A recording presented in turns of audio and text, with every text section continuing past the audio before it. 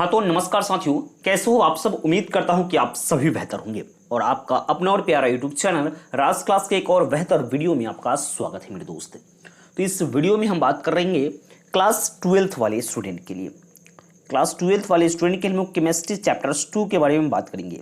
यानी चैप्टर 2 है केमिस्ट्री का, जो चैप्टर 2 है विलियन, जिसको इंग्लिश में हम लोग सॉल्यूशन कहते हैं। अगर जो चैप्टर 1 का वीडियो आप लोगों ने नहीं देखा है तो इस वीडियो के डिस्क्रिप्शन में उस वीडियो का लिंक दिया गया है, उस वीडियो को देख लीजिए, क्योंकि उसमें हम 2023 का जो एग्जाम होने वाले हैं बिहार बोर्ड का, उसके लिए महत्वपूर्ण प्रश्न के बारे में उसमें हम डिस्कस कर चुके हैं। आपके लिए 2-3 ऐसे प्रश्न जो मैं आपको बता दिया हूं कि आपके बोर्ड एग्जाम में उस तरह का प्रश्न वो पूछेगा ही, उसमें से प्रश्न 1-2 जरूर से जरूर मेरे दोस्त। तो इस वाली वीडियो में हम चैप्टर 2 के बारे में बात करेंगे, इसका महत्वपूर्ण प्रश्न के बारे में बात करेंगे। पूरा बेसिक टू एडवांस आपको नॉलेज इस वीडियो में मिलेंगे और बेहतर से बेहतर तरीका से मिलेगा मेरे दोस्त। बहुत अच्छा डिफिनीशन के साथ हम देने वाले हैं। तो पहले हम लोग समझते हैं कि विलियन किसे कहते हैं, विलियन होता क्या है, समझेंगे। विलियन तो हम लोग ये जो चैप्टर्स है इसको अब हम लोग 9th क्लास में पढ़कर आए हैं, लेकिन उसी का थोड़ा सा अपग्रेडेड वर्जन है क्लास 12th में पढ़ना, क्योंकि विलियन के बारे में जानकारी हम लोग 9th क्लास में ही प्राप्त करके आए हैं। उसका अपग्रेड वर्जन क्लास 12th में हमको पढ़ना है, जो बोर्ड एग्जाम के लिए भी इंपॉर्टेंट है और सभी चीज़ के लिए बहुत ही महत्वपूर्ण टॉपिक्स है, चैप्टर्स है। ये चैप्टर तो ऐसे बहुत बड़ा चैप्टर है, लेकिन इसको हम शॉर्ट कर के एक छोटा सा कंक्लूजन के रूप में लाया हूँ, जो आपके लिए बहुत बेहतर से बेहतर है। पूरा डिटेल आपको मिल जाएंगे और आपके एग्जाम से रिलेटेड जो महत्वपूर्ण जो प्रश्न है सभी आपको इसमें इंक्लूड मिलेंगे मेरे दोस्त। तो चलिए पहले समझते हैं कि विलियन होता क्या है। दो या दो से अधिक पदार्थों के समांगी मिश्रण, दो पदार्थ ले या दो या दो से अधिक पदार्थ ले, उसको हम लोग मिक्सचर करते हैं, उसको मिला देते हैं ना, वही क्या होता है, तो उसी को हम लोग विलियन कहते हैं। परिभाषा को फिर से समझेंगे। क्या कह रहा है कि दो या दो से अधिक पदार्थों के समांगी मिश्रण को, दो पदार्थों या दो से अधिक पदार्थों उसके समांगी मिश्रण को हम लोग विलियन कहते हैं। अब यहाँ पे आते हैं मेरे दोस्त, विलियन का घटक कौन कौन से होते हैं। तो विलियन का घटक 2 प्रकार से होते हैं। यानी क्या है, इसका परिभाषा देख लीजिए। वैसे पदार्थ जो विलियन का निर्माण करता है, तो विलियन का निर्माण करता है उसको क्या कहते हैं, विलियन का घटक कहते हैं। तो विलियन का निर्माण कौन सा करता है मेरे भाई, तो विलियन के घटक कितने प्रकार के होते हैं, तो विलियन के घटक 2 होते हैं। पहला होता है विलय, दूसरा होता है विलय। और विलियन को इंग्लिश में सॉल्यूशन कहते हैं, अब विलय को इंग्लिश में सॉल्यूट और विलय को इंग्लिश में सॉल्वेंट कहा जाता है। तो विलय किसे कहते हैं, तो विलियन में उपस्थित वैसा घटक जो कम मात्रा में उपस्थित हो। यानी इसको इस तरीका से समझ सकते हैं कि जो विलियन में कम मात्रा में उपस्थित होगा ना, उसको हम लोग विलय कहते हैं, और जो विलियन में अधिक मात्रा में उपस्थित होगा उसको हम क्या कहेंगे, तो विलयक कहते हैं। कम मात्रा में उपस्थित होगा विलय, अधिक मात्रा में उपस्थित होगा क्या होगा, तो विलायक होगा। अब विलय प्लस विलायक के मिश्रण को हम क्या कह सकते हैं, कॉम्बिनेशन को हम लोग विलियन कह सकते हैं। जो मैं आपको यहाँ पे नोट पे लिखा हूँ, आपके ऑब्जेक्टिव के यहाँ पे मदद करेंगे। विलय प्लस विलायक इज इक्वल टू विलियन, solute plus solvent is equal to solution. फिर आगे समझते क्या है, जैसे में जल और जल में चीनी, तो जल में चीनी मिलाते हैं तो जल है जो क्या है, तो विलायक है। जल की मात्रा ज़्यादा है और चीनी की मात्रा कम है, तो चीनी क्या है, तो विलय है। अब यहाँ पे देखिएगा, ये सब जो चीज़ आपके लिए उतनी इंपॉर्टेंट नहीं है, मैं आगे के टॉपिक को डिस्कस करेंगे। ऐसे आप करना चाहेंगे इसका, ये जो है ना, इस चैप्टर का अगर जब PDF आपको लेना चाह रहे हैं तो आपको मिलेंगे कहाँ। ऐसे तो आप यहाँ पे स्क्रीनशॉट करके यहाँ पे लिख लीजिए, नहीं तो आप लोग हमारे टेलीग्राम ग्रुप में ज्वाइन हो जाइएगा। टेलीग्राम ग्रुप है डिस्क्रिप्शन में, वीडियो के इसी वीडियो के डिस्क्रिप्शन में उसका लिंक दे दिया जाएगा, उस पर आप जाकर ज्वाइन हो जाइएगा। उसी पर इसका PDF नोट्स ऑलरेडी अपलोडेड है, वहाँ पे जाकर आप लोग वहाँ से डाउनलोड कर लेंगे। उसके बाद उसको जानकारी को हम लोग प्राप्त कर लेंगे। इससे उतना अति नहीं है, इंपॉर्टेंट नहीं। हम लोग यहाँ पे से बात करते हैं एक बार, चलिए सांद्रण पद, जिसको मोल प्रभाज या मोल अंश कहते हैं। मोल प्रभाज या मोल अंश क्या है, तो किसी घटक का मोल प्रभाज उस घटक के मोलों की संख्या तथा विलयन में उपस्थित सभी घटक के मोलों की संख्या के अनुपात को क्या कहते हैं, तो मोल प्रभाज कहते हैं। और मोल प्रभाज को x से प्रदर्शित करते हैं। यहाँ पे लिखा हुआ मोल प्रभाज का फॉर्मूला घटक की मोलों की संख्या बटे कुल घटकों की मोलों की संख्या होता है। अब यहाँ पे थोड़ा सा शॉर्ट करके हम लिख रहे हैं, माना कि विलय की मोलों की संख्या है। विलय के लिए हम किसका प्रयोग करेंगे, A, और विलायक के लिए B लेटर्स का हम लोग ABCD के लेटर्स का प्रयोग करेंगे। तो विलय की मोलों की संख्या को Na और विलायक की मोलों की संख्या को NB, यानी number of solute, number of solvent, ये सब आपका दिया गया है। दोनों के मोलों की संख्या यानी हो जाएगा Na प्लस NB तो यहाँ पे मोल प्रभाव आपको दिया गया है, इस चीज़ को आप लोग यहाँ पे देख लेंगे क्योंकि आपका रिवीजन है। अब इसमें नोट पॉइंट में देखिएगा, इसकी कोई इकाई नहीं होती है, यह ताप पर निर्भर नहीं करती है, यह सांद्रण की अच्छी इकाई नहीं है क्योंकि यह ताप से स्वतंत्र होती है, इसलिए यह सांद्रण की अच्छी इकाई है मेरे दोस्त। फिर यहाँ पे हम लोग समझते हैं द्रव्यमान प्रभाव, ये सब उतने इंपॉर्टेंट आपके लिए नहीं है। एक के बार हम लोग यहाँ पे आ जाते हैं डायरेक्ट, द्रव्यमान आयतन प्रतिशत, ये सब तो कुछ नहीं देखना है हमको। एक बार यहाँ पे हमें आ जाना है मोल मोलर, हाँ यहाँ पे यही चीज़ मोलरता, जिसको मोलारिटी कहते हैं। मोलारिटी होता क्या चीज़ है, ये आपके लिए भी महत्वपूर्ण टॉपिक यहाँ पे है, जिसको हम लोग मोलरता है उसको कैपिटल एम से हम यहाँ पे क्या करते हैं तो प्रदर्शित करते हैं। मोलरता को कौन सा एम से, तो कैपिटल एम से यहाँ पे हम लोग प्रदर्शित करते हैं। क्या है, विलयन के 1 लीटर आयतन में उपस्थित, जो विलयन हम लोग पानी पीते हैं जल है, उसी कह रहा है कि विलयन के 1 लीटर आयतन में उपस्थित मोलों की संख्या को, विलय की मोलों की संख्या को मोलरता कहते हैं। मोलरता को सिंपल सी वे में समझेंगे कि मोलरता यानी लीटर, 1 लीटर में उपस्थित विलय की मोलों की जो संख्या होता है ना, उसको क्या कहते हैं, तो उसको हम मोलरता कहते हैं और इसको कैपिटल एम से प्रदर्शित करते हैं। इसका फॉर्मूला को हम लिख देंगे विलय की मोलों की संख्या बटे विलयन का आयतन।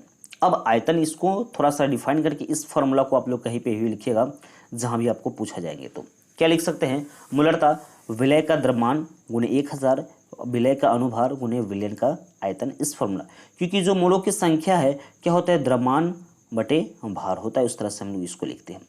इसको सिंपल सी वे में लिख सकते हैं, विलय का जो द्रव्यमान है WG ग्राम, विलय के अनुभार MA, इस सब को निकालना पड़ता है, डायरेक्ट फॉर्मूला को यहाँ पे हम लिख सकते हैं। नोट पॉइंट में देखिएगा, मोलरता का मात्रक जो इकाई होता है मोल प्रति लीटर होता है, यह ताप पर निर्भर करता है। तो ताप पर निर्भर करता है, तो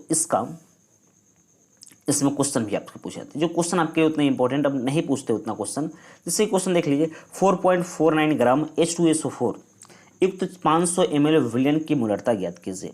तो पहले तो विलय जो है उसका द्रव्यमान हमको दिया गया है, विलयन का आयतन भी हमको दिया गया है, जो विलय है उसका अनुभार निकाल लेते हैं। तो अनुभार हमारे पास कितना आ गया निकाल के, 98 उसका अनुभार आ गया। फिर बस इसी फॉर्मूला में रख देना है, उसके मोलों की संख्या कितना आ जाएगा, 0.0916 मोल, इसका आंसर आ गया। इस तरह के क्वेश्चन आपसे रहते हैं, लेकिन पूछते नहीं आपके बोर्ड एग्जाम में, जो है इंपॉर्टेंट उसी चीज़ को हम यहाँ पे डिस्कस करते हैं। फिर आता है मोलरता, जिसको मोलालिटी कहते हैं और इसको कैपिटल एम से हम प्रदर्शित करते हैं। मोलरता में लीटर में लेंगे, मोलरता में केजी में लेंगे, ठीक है। तो किसी विलायक के 1 केजी द्रव्यमान में, कोई भी विलायक लेते हैं उसके 1 केजी द्रव्यमान में उपस्थित विलय की मोलों की संख्या को मोललता कहते हैं। इसको कैपिटल एम से स्मॉल एम से प्रदर्शित करते हैं। सेम इसमें फॉर्मूला आप क्या, विलय की मोलों की संख्या बटे विलायक। मोलरता में विलयन का आयतन था, इसमें विलायक का द्रव्यमान है। इसी चीज़ को थोड़ा सा आप लोग यहाँ पे ध्यान दीजिएगा। यहाँ पे जो फॉर्मूला आपके लिखते हैं, फॉर्मूला को नोट डाउन कर लीजिएगा, आपके एग्जाम के लिए सबसे ज़्यादा महत्वपूर्ण यह टॉपिक्स है। इसमें आपके क्वेश्चन पूछते हैं, इसका अंतर भी पूछते हैं क्वेश्चन में।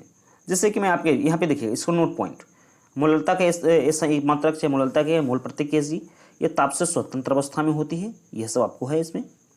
फिर यहाँ पे इसमें क्वेश्चन आते हैं, क्वेश्चन आपके लिए इंपॉर्टेंट है, क्वेश्चन यहाँ से सबसे ज़्यादा इंपॉर्टेंट है। मोलरता और मोललता में अंतर स्पष्ट करें। दोनों में अंतर को स्पष्ट करता है, मोलरता क्या है, मोलरता क्या है, ठीक है। तो पहले मोलरता को देखते हैं। विलयन के 1 लीटर आयतन में उपस्थित विलय के मोलों की संख्या को मोलरता कहते हैं। अब विलय के 1 इस द्रव्यमान में उपस्थित विलय की मोलों की संख्या को क्या कहते हैं, तो मोललता कहते हैं। और इसकी इकाई मोल प्रति लीटर होता है, इसकी इकाई मोल प्रति की, जो ताप पर निर्भर करता है, ताप पर निर्भर नहीं करता है। हो गया। अब यहाँ पे आता है पार्ट्स पर मिलियन, जिसको ppm बोला जाता है।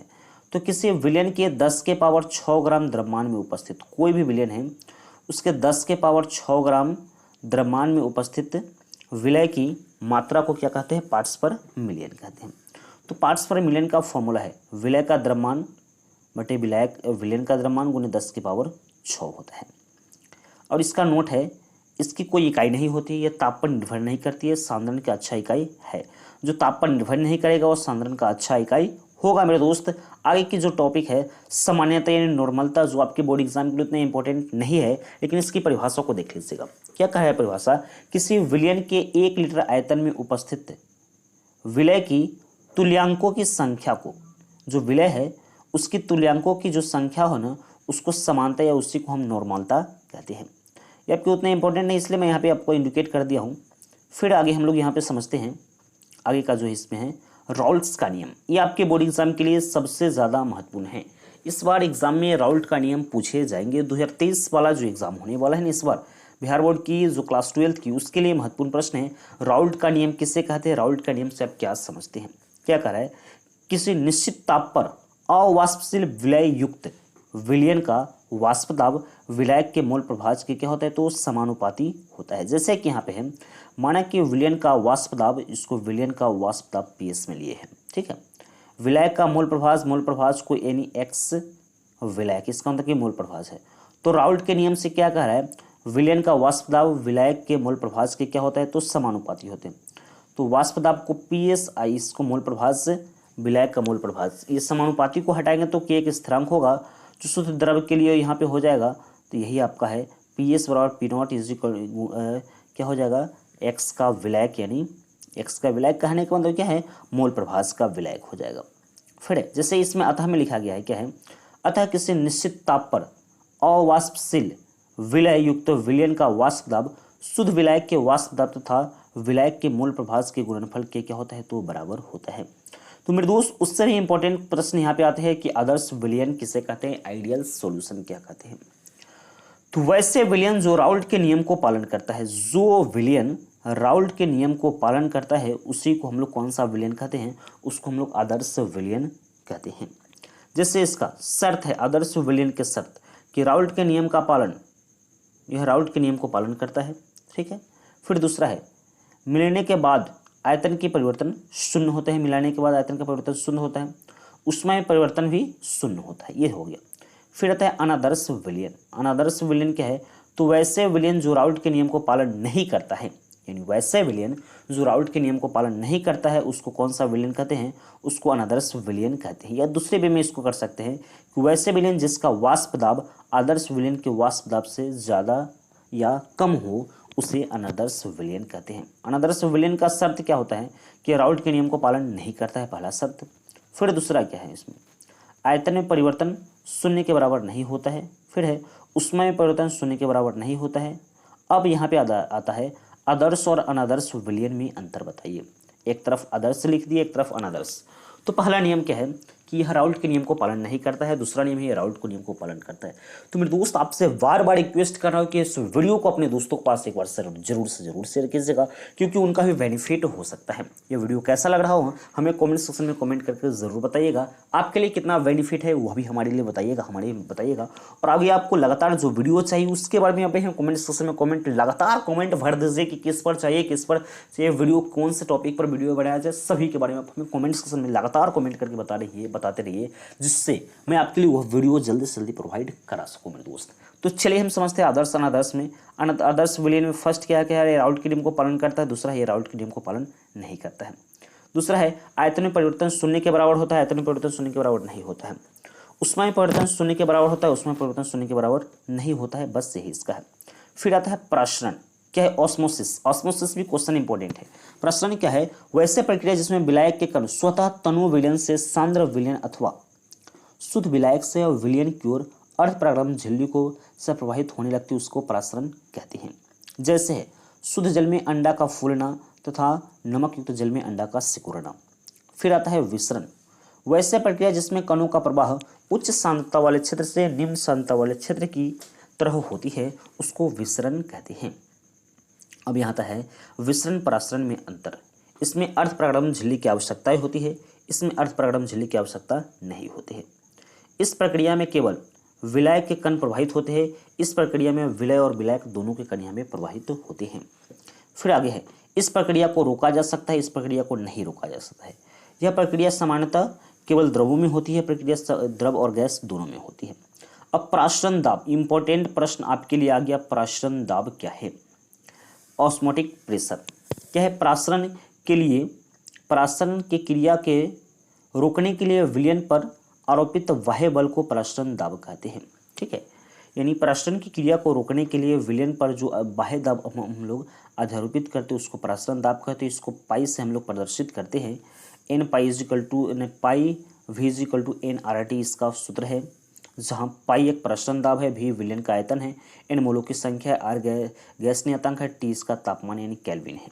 फिर आता है हिमांक, जिसको फ्रीजिंग बोलते हैं। वह ताप जिससे द्रव का वाष्प दाब तथा संगत ठोस का वाष्प दाब बराबर होता है। फिर से समझेंगे, वह ताप जिसमें किसी द्रव का वाष्प दाब, कोई भी द्रव है उसका वाष्प दाब तथा संगत ठोस का वाष्प दाब बराबर होता है, उसे हिमांक कहते हैं। यह इसमें कह रहा है यह मोलरता पर निर्भर करता है। जल का हिमांक कितना होता है? 0 डिग्री सेल्सियस। लास्ट इसमें आता है हमारे लिए इंपॉर्टेंट टॉपिक, हिमांक में अवनमन। तो क्या कहता है? अवाष्पशील विलय युक्त किसी विलयन के हिमांक में अवनमन शुद्ध विलायक के हिमांक तथा विलयन में हिमांक के अंतर के बराबर होता है। हिमांक में अवनमन, यह क्वेश्चन जो आपके लिए है बहुत ही इंपॉर्टेंट है, वीवीआई टॉपिक्स है। हिमांक अवनमन से हिमांक से आप क्या समझते हैं? इस चैप्टर्स में जो इंपॉर्टेंट प्रश्न है आपको समझ लेंगे। विलय, विलायक और विलयन, पहला नंबर क्वेश्चन को यहाँ पे टिक कर लेंगे। और दूसरा नंबर आता है मोलरता और मोलरता में अंतर, चाहे उसकी परिभाषा। फिर यहाँ पे प्रासरण दाब, हिमांक अवनमन, विसरण प्रासरण में अंतर। यह सब जो है ना आपके बोर्ड एग्जाम के लिए बहुत ही महत्वपूर्ण क्वेश्चन है 2023 के लिए, क्योंकि इसमें से एक न एक दो प्रश्न आपके बोर्ड एग्जाम में पूछे ही जाएंगे मेरे दोस्त।